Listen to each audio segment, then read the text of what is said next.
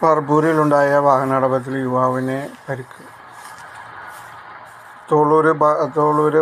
പൂന്നൂർ ഭാഗത്തു നിന്ന് വരുന്ന ബൈക്കിനെ അമല ഭാഗത്തു നിന്ന് വരുന്ന വലിയൊരു വാഹനം ഇടിച്ചു തെറിപ്പിക്കുകയായിരുന്നു. പലപ്പോഴും സെൻറ്ററുകളിൽ സ്പീഡ് കുറച്ച് വരണമെന്ന് ഉണ്ട്. എന്നാൽ ഈ അമല ഭാഗത്തു നിന്ന് വന്ന വാഹനം ഫുൾ സ്പീഡിൽ വന്ന് ബൈക്കുകാരനെ ഇടിച്ചു തെറിപ്പിക്കുകയായിരുന്നു. ഈ പ്രധാനപ്പെട്ട കവലകളിൽ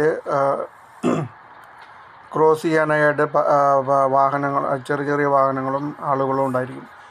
അതുകൊണ്ടാണ് പ്രധാനപ്പെട്ട കവലകളിൽ സ്പീഡ് കുറച്ച് വരണമെന്ന് പറയുന്നത്. എന്നാൽ ഈ വാഹനം സ്പീഡ് കുറച്ച് വരാതെ ഫുൾ സ്പീഡിൽ വന്ന് ആ വാഹനത്തെ ഇടിച്ചു തെറിപ്പിക്കുകയായിരുന്നു.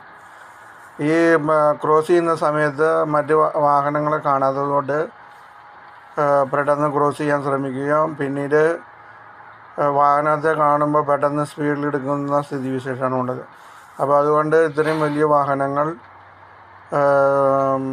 വരുമ്പോൾ സ്പീഡ് കുറച്ച് വരേണ്ടതാണ്. പ്രധാനപ്പെട്ട കവലകളിലെത്തുമ്പോൾ അതൊന്നും പാലിക്കാതെ ഫുൾ സ്പീഡിൽ വന്ന് ഇത്തരം അപകടങ്ങൾ വരുത്തി വയ്ക്കുന്ന വാഹനം പിടിച്ചെടുക്കുകയും ഡ്രൈവർക്കെതിരെ ശിക്ഷ നടപ്പിലാക്കുകയാണ് വേണ്ടത്.